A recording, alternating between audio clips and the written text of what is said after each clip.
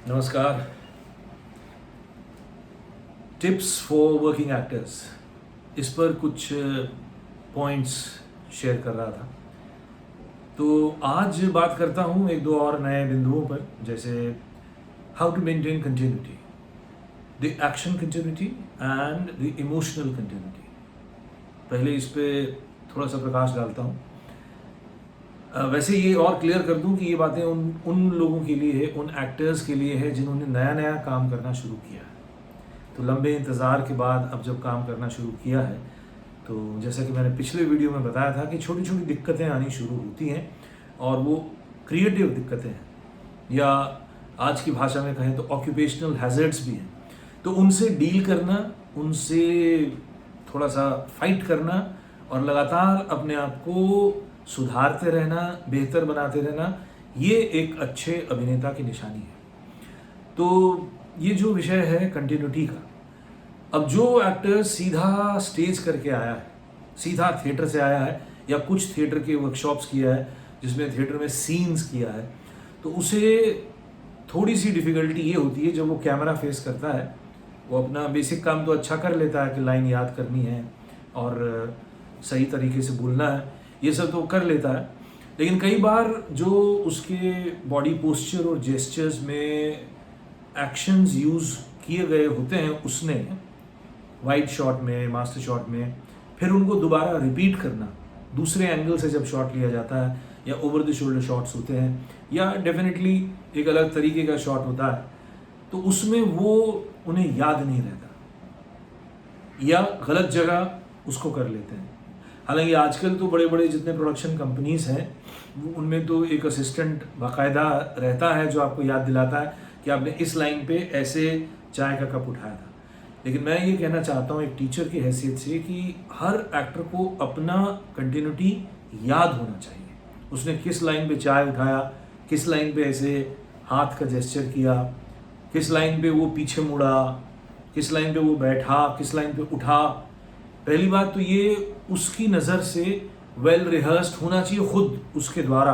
वो अकेले में जब रिहर्स कर रहा है तब उसे ये अच्छे से रिहर्स कर लेना चाहिए, और जब वो एक्टर्स के साथ रिहर्स करता है उसको बिठा लेना चाहिए, और फिर दिमाग में ये बात रख लेनी चाहिए एकदम मैथमेटिकल प्रिसिशन की तरह कि उसने किस लाइन पे किस तरह का एक्शन किया।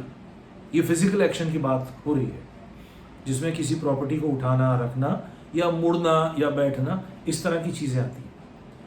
तो उसमें कई बार एक मास्टर शॉट लेने के बाद कई डायरेक्टर्स ऐसा करते हैं कि वो बीच से कोई सेगमेंट उठाते हैं।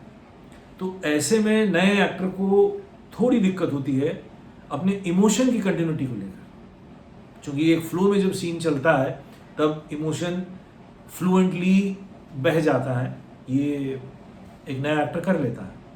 लेकिन अगर वो बीच से उठाया गया सीक्वेंस है तो एक्टर को ये याद रखना होगा कि उसने उस वक्त किस तरह का इमोशनल स्टेट होगा। तो ये कंटिन्यूटी मेंटेन करना अपने आप में एक टेढ़ा काम बन जाता है। मैं अपने अनुभव से एक बात शेयर करना चाहूँगा, क्योंकि मैं भी थिएटर से इसमें टीवी में आया हूँ, और मुझे याद है एक सीरियल था हिमालय दर्शन, और मेरे शुरुआती दिनों का एक टीवी शो था, और उसमें मैंने इस तरह के कंटिन्यूटी के प्रॉब्लम्स को मैंने बहुत फेस किया, और मेरी मदद उस वक्त उस कैमरामैन ने की थी। तो उसमें दो चार चीज़ें थी। पहली चीज़ तो ये थी कि वहाँ भी रुक रुक के शॉट होते थे, तो उसी कैमरामैन ने मुझे ये कहा था कि आप पहले तय कर लो कि आपको क्या करना है, तो इसीलिए आपको याद रहेगा, और अगर वो शॉट जब हम दूसरे एंगल से लेंगे तो आपके मन में ये बैठी हुई बात होगी कि आपने उस लाइन पर किस तरह से एक्शन किया था। और उसी में एक चीज़ और जो एक नए एक्टर को, खासकर थिएटर वाले एक्टर को सीखने को मिलती है, वो ये है कि लॉन्ग शॉट में आपको हाथों का जेस्चर कर लेना चाहिए, और जो मिड शॉट है और क्लोज शॉट्स हैं उनमें आपको हाथों के जेस्चर का कम इस्तेमाल करना चाहिए, या इस तरह से इस्तेमाल करना चाहिए कि वो फ्रेम के अंदर दिखाई दे। तो यहाँ पे एक अलग बुद्धि का एप्लीकेशन आता है। चूँकि मैं उसी सीरियल की बात कर रहा हूँ, मैं भी थिएटर से आया, तो मैं जब भी मुझे कुछ करना होता, क्लोजअप में भी होता, तो मैं ऐसे हाथ लंबा लंबा करता था या ऐसे दोनों हाथ कई बार इस्तेमाल कर देता था।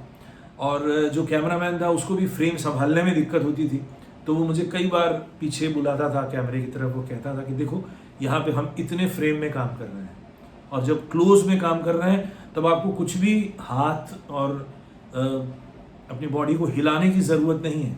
आप अपनी आँख से वो सब बता सकते हैं जो आप बताना चाहते हो। तो मेरे लिए ये बहुत बड़ी लर्निंग थी उस वक्त, और फिर मैंने उसे जीवन भर याद रखा। तो इस तरह से यही चीज़ नए एक्टरों के लिए भी लर्निंग है कि वाइड शॉट में आप हाथों का इस्तेमाल कर सकते हैं, मिड शॉट में उसी दायरे में करें, और क्लोजअप में बिल्कुल करने की ज़रूरत नहीं है। आप छोटे जेस्चर अपना कहीं स्क्रैच किया या ऐसे कुछ कर लिया, इस तरह से कर सकते हैं, इससे ज़्यादा नहीं। तो ये तो हुआ शॉट को लेकर अपने बॉडी लैंग्वेज को एक्सप्रेस करना। पर मैं जो थोड़ी देर पहले कह रहा था, इमोशन की कंटिन्यूटी और एक्शन की कंटिन्यूटी, इस पर एक एक्टर को लगातार काम करते रहना है। और इसमें जो फैकल्टी आपकी मदद करती है वो अगेन आपकी मेमोरी है, आपकी याद रखने की ताकत। तो मैं अक्सर अपनी क्लासेस में ये कहता हूँ कि याद रखना हर एरिया में, डायलॉग्स और रिएक्शंस तो हैं ही हैं, लेकिन अपना शॉट भी याद रखना और एक्शन की कंटिन्यूटी भी याद रखना, बगैर इसका एहसास हुए कि आपने उस इमोशन में कोई कॉम्प्रोमाइज़ किया है। आप मैथमेटिकली याद तो रख सकते हैं, लेकिन अगर इमोशन में कमी आई या इमोशन में फिर वो मैकेनिकलपन आया या नकलीपन आया, तो आपके एक्शन को याद रखने का कोई बहुत लाभ हुआ नहीं।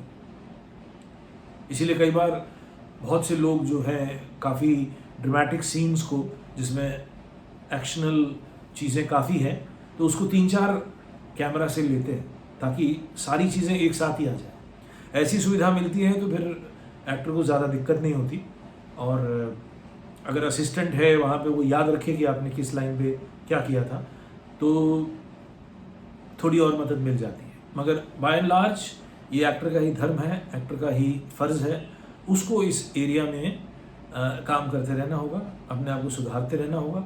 और चूँकि नया एक्टर है, नया आदमी है, तो लोग उससे उम्मीद करेंगे कि वो ये चीज़ें खुद ही करे। तो आज की बात का ये एक पॉइंट है। दूसरा पॉइंट जो मैंने अक्सर नए लोगों को देखा है कि जैसे ही उन्होंने कुछ काम कर लिया तो थोड़ा सा अभिमान, थोड़ा सा ईगो आ ही जाता है, और ऐसा लगता है कि now I have arrived and I can do what is required. हालांकि थोड़ा सा अभिमान या थोड़ा सा प्राइड, इसमें कोई बुराई नहीं है, क्योंकि एक्टर इसका भूखा तो रहता ही। एक्टर लाइमलाइट में आने के लिए ही तो एक्टर बना। ये तो एक अलग ही साइकी है उस व्यक्ति की जो लाइमलाइट में आना चाहता है, तभी तो वो एक्टिंग के माध्यम से इस फील्ड को चुनता। लेकिन अब आपने इस फील्ड को चुन लिया, मगर इस फील्ड की जो बारीकियां हैं वहाँ पर आप मेहनतकश व्यक्ति बने रहें। तो क्या होता है, आप आज किसी भी टीवी में या फिल्म में या वेब सीरीज़ में भी नए आर्टिस्ट के रूप में जब जाते हैं तो आपको इंस्ट्रक्शन देने वाले बहुत लोग मिलते हैं। टीवी में तो, टेलीविज़न में तो लाइन लगी रहती है, आपके क्रिएटिव आपको बहुत कुछ सुनाएंगे, फिर राइटर के साथ आपको बहुत कुछ बताएंगे, फिर सेट पे आपको चीफ असिस्टेंट डायरेक्टर कुछ बताता है, फिर डायरेक्टर आपको इंस्ट्रक्ट करता है। कई बार प्रोडक्शन का जो हेड है वो आके सेट पे कुछ आपको बताना चाहेगा कि आपने वो सीन ऐसे किया था, मुझे ऐसा चाहिए, इसमें ये रिक्वायर्ड है, इसमें वो रिक्वायर्ड है, और अच्छा कीजिए। फिर उसके बाद सबका बाप जो टेलीविज़न में है वो है चैनल। फिर चैनल के कुछ लोग आते हैं, कई बार मीटिंग्स होती हैं, बातचीत होती है, तो उसमें भी आपको ढेर सारी इंस्ट्रक्शंस दी जाती हैं। तो ऐसे में नया एक्टर कई बार कंफ्यूज हो जाता है, नया एक्टर कई बार अपना धैर्य खो बैठता है, और नया एक्टर कई बार थोड़ा नर्वस होके या डिप्रेस होके ख़राब ही परफॉर्म करता है। तो इन सब चीज़ों को हैंडल करना, इन सब को मैनेज करना, ये भी एक प्रैक्टिकल वर्क का बड़ा इम्पॉर्टेंट हिस्सा है। तो जहाँ कन्फ्यूजन है वहाँ पे सवाल करते हुए, डिस्कस करते हुए किसी सही नतीजे पे पहुंचना आवश्यक है। अगर आपको ऐसा लगता है कि आपका चीफ एडी कुछ कह रहा है और प्रोडक्शन का हेड कुछ कह रहा है और क्रिएटिव कुछ कह रही हैं और डायरेक्टर कुछ कह रहा है, तो आपको और डिस्कस करके बाकायदा चीज़ों को समझ के किसी एक निष्कर्ष पर पहुंचना चाहिए।